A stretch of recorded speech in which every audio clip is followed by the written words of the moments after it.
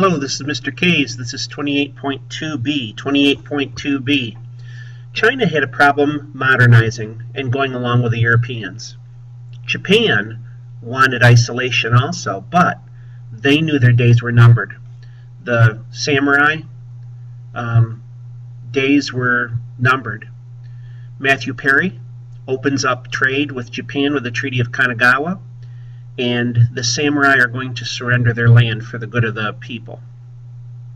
Who rules? Well, we have the Meiji Era. The Meiji Era. It's where Emperor Matza Hito rules.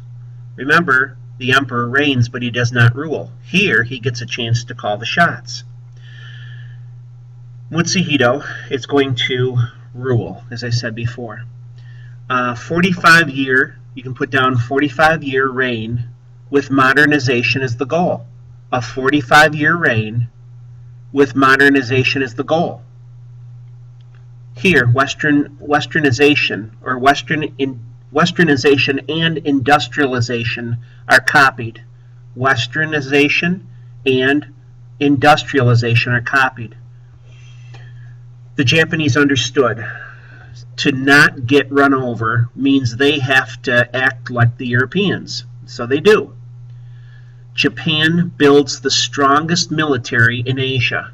Japan builds the strongest military in Asia. And in doing so, they're going to convince the West to treat them or treat it as equals. You don't have to have extraterritoriality. We have a constitution, just like the Germans. In fact, they took it from the Germans, modeled it after Germany. And they convinced the West that they were not going to get shut out. So they convinced the West to treat it as equals, which they do. Japan began to build railroads and weapons manufacturing, and industrialization is going to grow. Now Japan is going to take over its neighbors. Japan gains Korea, Taiwan, and a foothold in Manchuria. A foothold in Manchuria. I'll spell it for you. Manchuria. A foothold in Manchuria from the Sino-Japanese War. From the Sino-Japanese War. Sino is a prefix for China. Sino-Japanese War in 1894. Realize Japan is just a volcanic flow coming out of the sea. They don't have a wealth of minerals. So they're going to do one of two things, either trade or take over other nations for raw materials. And that's what they do. They gain Korea, Taiwan, and part of Manchuria in the Sino-Japanese War. Here's a picture of Matza Hito. He was 15 years old when he began to rule. And when he gets a chance to rule, to call the shots, backed up by the West, he is going to turn Japan from a feudal society into an industrial society. And you can see his portrait there.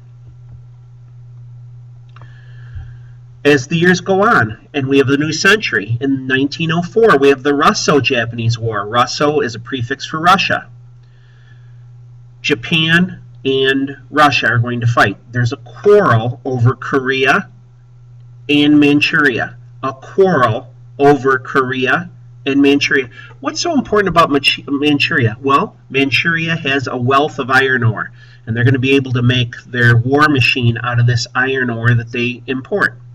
So with this quarrel over Korea and Manchuria, Japan gains territory.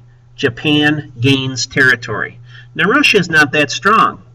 And this is the first time that an Asian nation defeats a European nation. It's the first time an Asian nation defeats a European nation. Man, can you imagine how the Japanese felt when they were able to conquer that area and give Russia a bloody nose to boot? They felt that they were invincible. And here we go.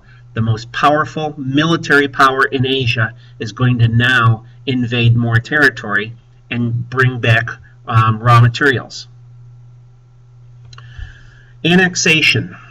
Well, we had that in previous chapters. Like the United States annexed Hawaii, they added it. So annexation is adding of a region to an existing nation.